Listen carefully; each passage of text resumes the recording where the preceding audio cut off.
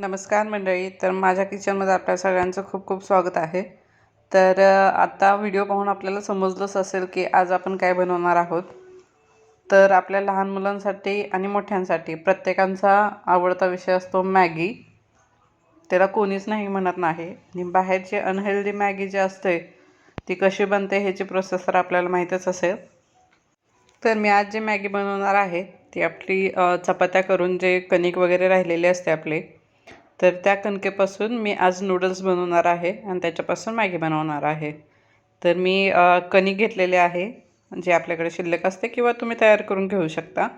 आणि असं शेवगा म्हणतात आमच्याकडे याला, असा शेवगा घेतलेला आहे.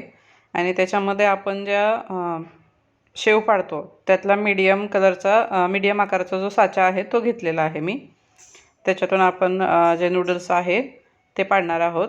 आणि त्यासाठी नूडल्स जे आपल्याला करायचे आहेत ते डायरेक्ट आपल्याला उकळत्या पाण्यामध्ये सोडायचे आहेत, म्हणजे ते चिकटणार नाहीत. मी इथं पाणी उकळायला ठेवलेलं आहे आणि त्याच्यामध्ये आपल्याला एक चवीपुरतं मीठ पण घालायचं आहे, 1 चमचाभर, जेणेकरून नूडल्स जे आहेत ते आपले जास्त चविष्ट होतील. आणि पाणी उकळलं की त्यामध्ये आपल्याला नूडल्स जे आहेत ते सोडून घ्यायचे आहेत. अशा प्रकारे आपल्याला ते उकळत्या पाण्यामध्ये सोडायचे आहेत. तर जरा जास्त प्रेस करावं लागतं, त्याशिवाय ते साच्यामधून बाहेर येत नाही. तर पाहू शकता कसे नूडल्स आपले तयार होतात. ते पूर्णपणे आपल्याला त्याच्यामध्ये सोडायचे आहेत. आपल्याकडे कात्री वगैरे असेल तर त्याने कट करू शकता किंवा डायरेक्ट सुरीने ते कट करू शकता. हाताने कट करायला गेलं तर ते एकमेकाला चिकटतात.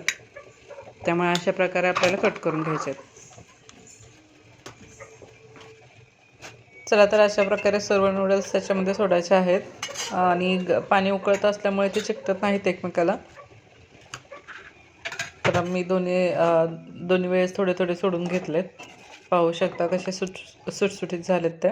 एक 5 ते 7 मिनटं ते आपल्याला तसे शिजवून घ्यायचे आहेत. आणि शिजल्यानंतर आपल्याला ते डायरेक्ट थंड पाण्यामध्ये काढायचे आहेत, म्हणजे ते बाहेर काढल्यानंतर पण चिकटणार नाहीत. पाहू शकता कसे सुटसुटीत झालेत, एकमेकाला अजिबात चिकटलेले नाही आहेत. तर एक 5 ते 7 मिनटं झालेले आहेत आणि आता मी हे काढून घेणार आहे. तर एका साईडला मी थंड पाणी घेतलेलं आहे. थंड म्हणजे नॉर्मलच घ्यायचं आहे. आणि त्याच्यामध्ये हे जे नूडल्स आहेत ते लगेच काढून घ्यायचे आहेत आपल्याला. तर मी त्याच्यामध्ये काढते, म्हणजे ते एकमेकाला चिकटणार नाही. आता याची मॅगी बनवताना तुम्ही प्लेन बनवू शकता. तुम्हाला काही व्हेजिटेबल्स वगैरे ॲड करायचे असतील तर ते पण तुम्ही याच्यामध्ये ॲड करून बनवू शकता. भरपूर झालेले पाहू शकता. मस्त असे सुटसुटीत झाले, अजिबात चिकटत नाही एकमेकाला.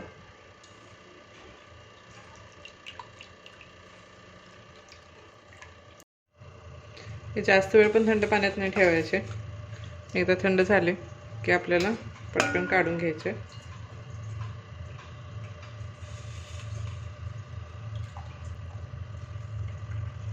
चला, तर मी आता मॅगी बनवायला घेते. आता मी फक्त माझ्या मुलीसाठी बनवते थोडी,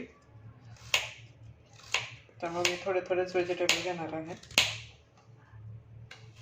आपल्याकडे म्हणजे आता माझ्याकडे गाजर अवेलेबल आहे, तर मी गाजर पण घेतलेलं आहे.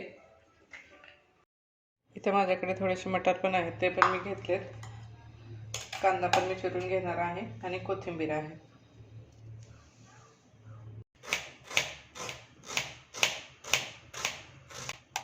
कांदा कट करून घ्यायचा.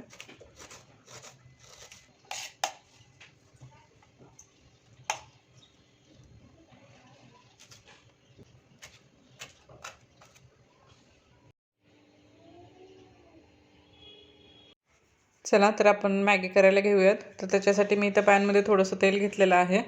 आधी कांदा परतून घेऊयात. छान सोनेरी कलर येईपर्यंत परतायचा आहे. आणि त्याच्यामध्ये बाकीचे जे आपण व्हेजिटेबल घेतले होते ते पण ॲड करायचे आहेत. थोडंसं मीठ आणि हा मी मॅगी मसाला घेतलेला आहे तो पण टाकायचा आहे. आणि जे नूडल्स आहेत ते पण याच्यामध्येच आपल्याला फ्राय करून घ्यायचे आहेत. सगळं एकत्र मिक्स करून एक 2 ते 3 मिनटं आपल्याला फ्राय करायचं आहे आणि नंतर त्याच्यामध्ये पाणी घालायचं आपल्याला. पाणी जे आहे ते आपण आपल्या ह्याच्याप्रमाणे कमी जास्त करू शकतो. कोणाला जास्त पातळ आवडते, कोणाला असे जास्त हे नाही आवडत आहे, तर त्याप्रमाणे करू शकता आपण. ओके. आता हे एक झाकून 5 मिनटं मी शिजू देणार आहे. त्याच्यानंतर आपली मॅगी जे आहे ते रेडी होते.